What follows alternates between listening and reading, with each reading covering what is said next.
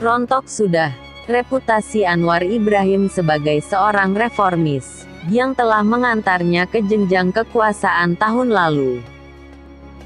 Para pendukung utamanya dari kelompok Melayu Muslim liberal, serta etnis dan agama minoritas, banyak yang merasa dirugikan dan dikhianati.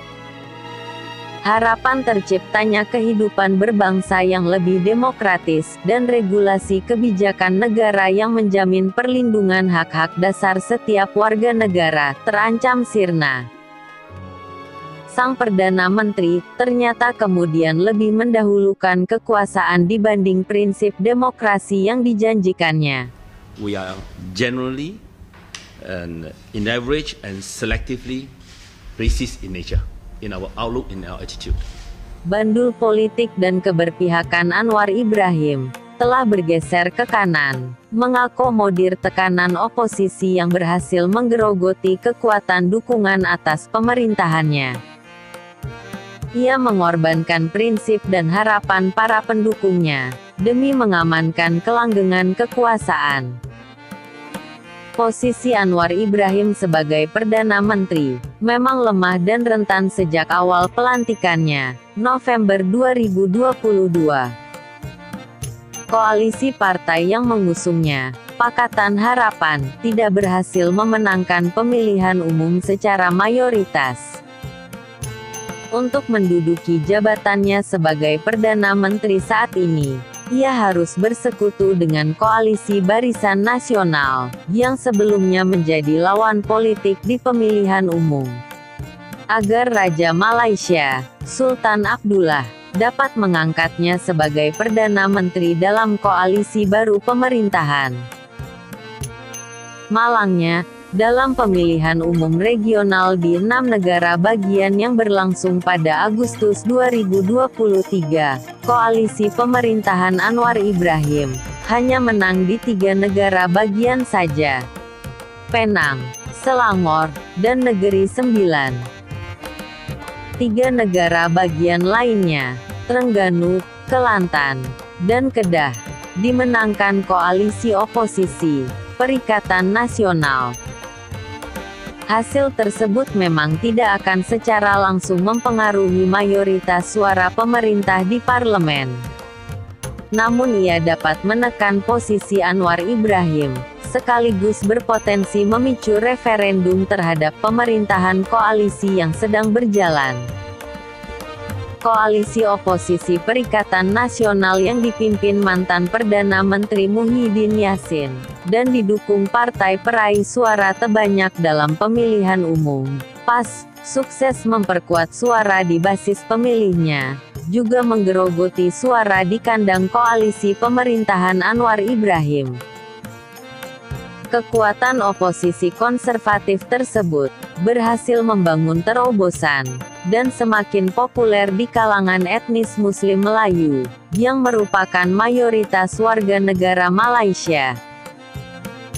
Politik elektoral Malaysia, pada akhirnya berujung pertarungan tentang siapa yang cukup Melayu, atau cukup Islam, untuk mendapatkan dukungan mayoritas masyarakat.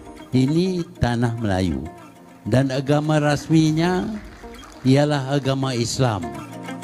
Hal yang kemudian menjadi tantangan berat, sekaligus tekanan yang harus dihadapi rezim berkuasa, untuk melawan klaim bahwa pemerintahannya tidak memperjuangkan umat Islam dan Islam.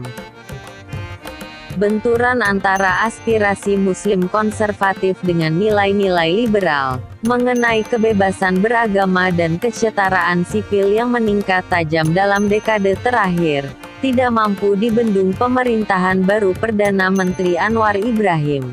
Bila satu undang-undang jenayah syariah di satu negeri dibatalkan, bermakna undang-undang jenayah syariah Islam di negeri-negeri lain, 14 buah negeri lagi, dalam keadaan yang amat-amat bahaya dan kritikal. Penolakan ratifikasi konvensi PBB mengenai larangan diskriminasi rasial, yang dilakukan rezim pemerintahan Mahathir Mohamad pada Desember 2018, menyusul aksi demonstrasi besar yang dimotori UMNO dan PAS, saat itu, menjadi legitimasi atas sikap dan aksi serupa selanjutnya.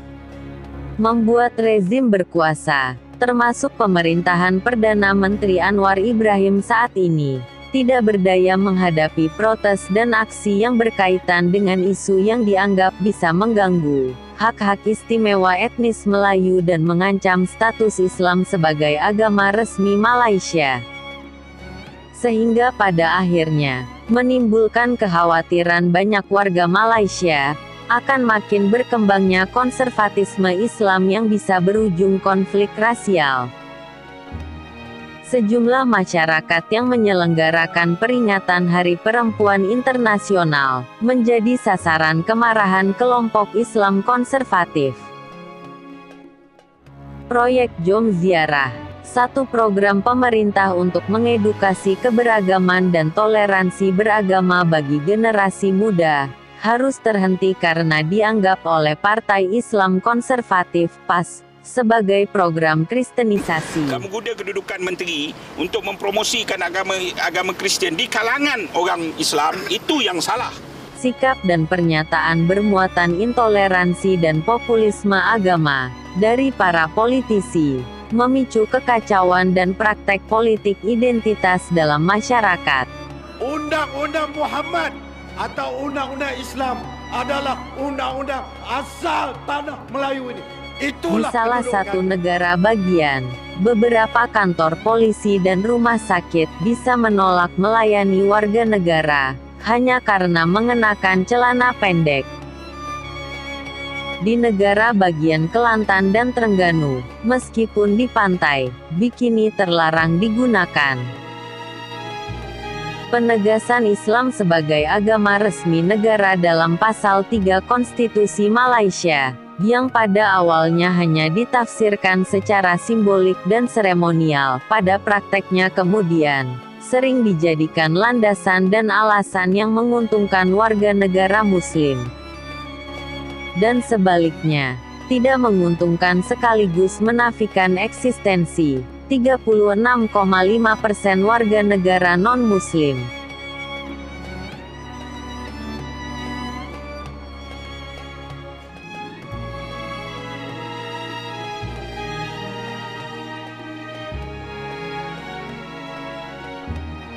Dan sikap koalisi oposisi yang dimotori Partai Islam Konservatif, menggambarkan rezim pemerintah berkuasa sebagai anti-Islam dan anti-Melayu, dan mayoritas etnis Melayu sebagai komunitas yang terancam, merupakan bagian dari upaya tersebut.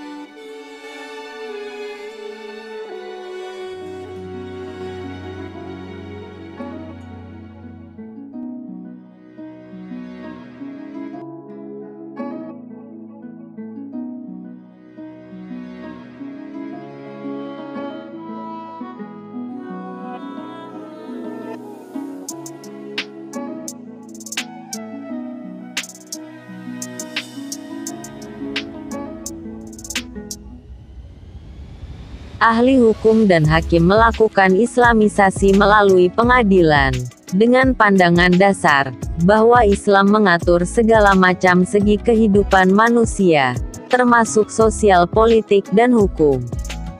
Dan para politisi oportunis memanfaatkannya untuk menaikkan reputasi religiusitas, dan popularitas mereka di masyarakat. Ruang informal untuk akomodasi, negosiasi dan moderasi, makin menyempit. Kebangkitan kesadaran beragama, menjadi eksklusif. Mengarah pada situasi saling menjauh antar komunitas. Mereka tidak dapat melakukan hal-hal tertentu bersama komunitas lain, yang mungkin pernah mereka lakukan di masa lalu. Gelombang hijau, populisme dan konservatisme agama, menjadi ancaman serius bagi keberagaman bangsa Malaysia. Di mana-mana negara, walaupun mereka majoriti ataupun minoriti, kalau mereka sudah tertekan pada tahap yang begitu tinggi, mereka juga boleh menjadi seorang perusuh, menjadi seorang pembunuh, dan menjadi seorang pemberontak. Terima kasih telah menonton video ini. Semoga bermanfaat. Jangan lupa subscribe, Salam.